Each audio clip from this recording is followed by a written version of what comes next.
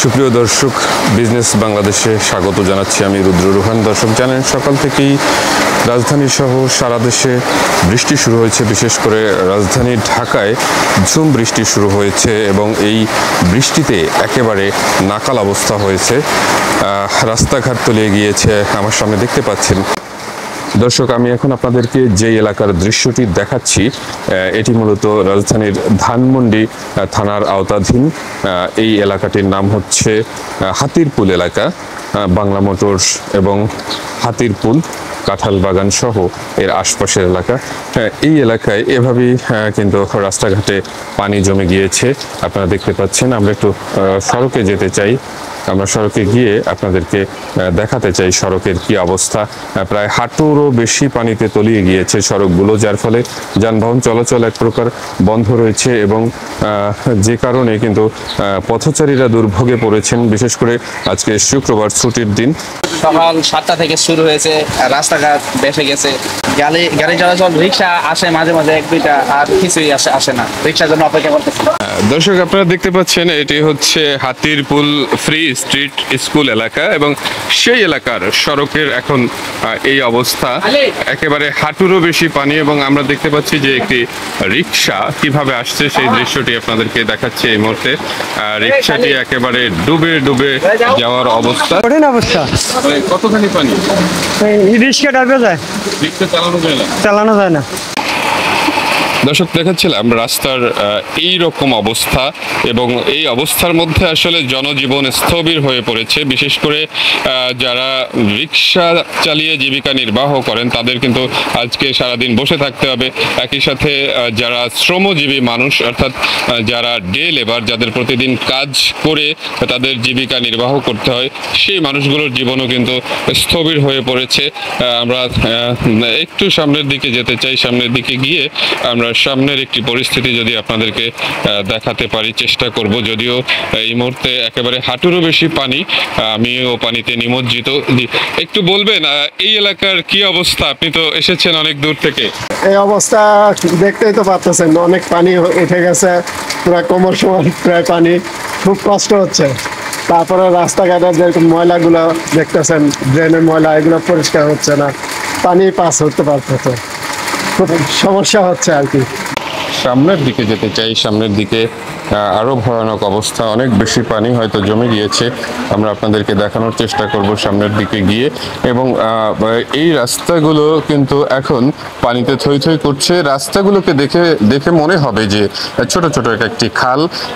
গ্রামাঞ্চলে যেরকমের খাল থাকে, নালা থাকে, ঠিক রাস্তাগুলো কিন্তু এখন খালে পরিণত হয়েছে। আমরা সেই দৃশ্য দেখানোর চেষ্টা করছি। দর্শক, আমার সামনে দেখতে পাচ্ছেন রাস্তাগুলোর অবস্থা হচ্ছে খালের মতো। আমরা দেখতে পাচ্ছি একটি রিক্সা সামনে চলে আসছে এবং এই রিক্সাটি কিন্তু একেবারে কোমর পানিতে নিমজ্জিত হয়েছে। দর্শক দেখতে পাচ্ছেন রিক্সাটি একেবারে কোমর পানিতে নিমজ্জিত এবং অনেক কষ্ট করে এই রিক্সা শ্রমিক তিনি এই রিক্সাটি নিয়ে এসেছেন এবং রিক্সার ভেতরেও কিন্তু পানি প্রবেশ করেছে। রিক্সা তলিয়ে যাওয়ার একটা উপক্রম হয়েছে কিন্তু এই মুহূর্তে।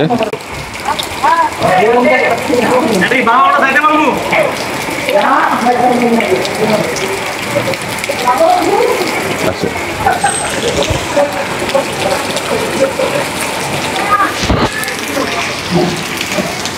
রাস্তার যে অবস্থা ভাই, কি আর বলি, পুরো এক কোমর। আমি তো মানে পা ওলা করে হাঁটতেছি, উপরে তুলে হাঁটতেছি, কিছু করার নাই, যাইতে হবে। কোথায় যাচ্ছেন? আমি যাবো বসুন্ধরা সিটিতে। আপনি নিশ্চয়ই কাজে যাচ্ছেন? হ্যাঁ, কাজে যাচ্ছি। এখন দুর্ভোগে পড়েছেন? হ্যাঁ, অবশ্যই দুর্ভোগে পড়েছি, কারণ আমার সময় হচ্ছে 9:45, এখন যাচ্ছি অলরেডি 11টা পার হয়েছে। তো যেতে হবে বাধ্যতা। মানে রাস্তাগুলো এক প্রকার খালে রূপান্তর। খাল বললেও ভুল হবে, এটা একবার বুড়িগঙ্গা হয়ে গেছে আর কি। দর্শক, যেমনটি শুনছিলাম পথচারীদের কাছ থেকে যে এখানে রাস্তাগুলো একেবারে নদীতে রূপান্তর হয়েছে।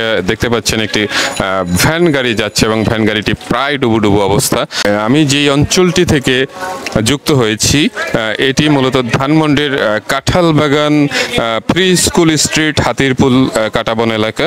সেই এলাকার রাস্তাঘাটের এরকম পরিস্থিতি আমরা দেখতে পাচ্ছি যে মানুষজন তারা কিন্তু কোমর সমান পানিতে নেমেছেন এবং কোমর পানিতে নেমে তারা আজকে এই রাস্তা কিন্তু এক প্রকার উপভোগও করছেন অনেকে, যে রাস্তা যখন নদীতে রূপান্তর হয়ে যায় তখন কিন্তু অন্যরকম একটি আবহ সৃষ্টি হয় এবং অনেকে সেই কারণেই রাস্তায় নেমেছেন একটু উপভোগ করতে, যে রাস্তা যখন নদীতে পরিণত হয়েছে তখন একটু নেমে দেখি যে কেমন লাগে।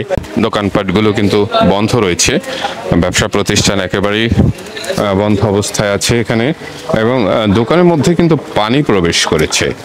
আমরা যদি একটু দেখাই যে এই যে দোকানটি, এই দোকানটির মধ্যে কিন্তু পানি প্রবেশ করেছে। আপনারা দেখতে পাচ্ছেন দোকানের ভেতর কিন্তু একেবারে পানিতে নিমজ্জিত হয়েছে। দোকানের ভেতরটা যদি একটু দেখাই দর্শক, এই হচ্ছে দোকানের অবস্থা। দোকানের ভেতরে একেবারে পানি থই থই করছে। দেখাচ্ছি যে দোকানের ভেতরটির কি অবস্থা এই মুহূর্তে।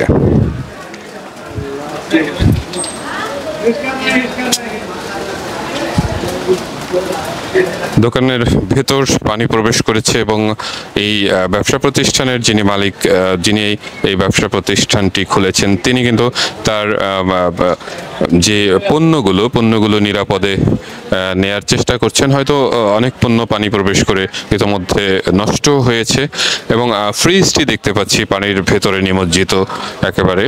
বৃষ্টি মোটামুটি ভাই 6টার দিকে বৃষ্টি শুরু হয়, আপনার 9টা পর্যন্ত একটানা বৃষ্টি হয়।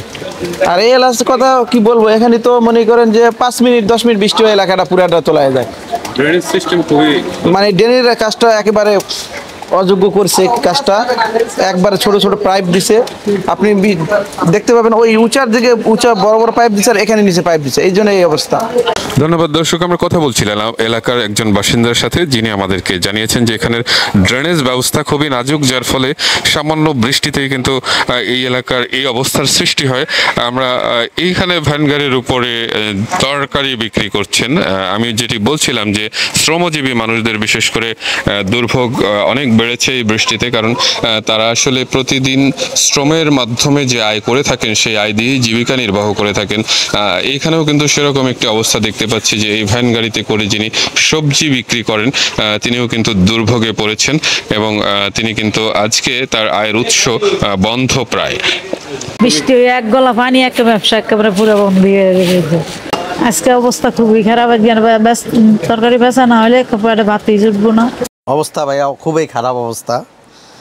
এই বৃষ্টি আইলে এরকম প্রচণ্ড সমস্যা হয়, এবারও সমস্যা হয়েছে। তো এবার একটু পানির পরিমাণটা বেশি, গতবার আমার প্রায় 30-40 হাজার টাকার মাল নষ্ট হয়েছে, এবারও সেম সমস্যা। তো এবার একটু ক্ষতি কম হয়েছে, কিন্তু ফ্রিজে আইসক্রিম আছে 50-60 হাজার টাকার মতন অফ করা আছে, বুঝছেন। আর আপনার মনে করেন পানি তো মুহূর্তের মধ্যে তলাই যায়, আর পানি কমতেছে না। আমি যে এলাকাটিতে দাঁড়িয়ে আছি এটি মূলত ধানমন্ডি থানার আওতাধীন। এটি মূলত কাঁঠালবাগান, বাংলা মোটর এবং কাটাবন এই অঞ্চলের মধ্যবর্তী এলাকা হাতিরপুলের রাস্তাগুলোর অবস্থা বৃষ্টির পরে কেমন সেটি আপনাদেরকে দেখানোর চেষ্টা করেছি এবং এতক্ষণ আমরা শুনেছি এই অঞ্চলের মানুষের জনদুর্ভোগের কথা। দর্শক, আবারও আমি অন্য কোনো বিষয় নিয়ে আপনাদের সাথে যুক্ত হব।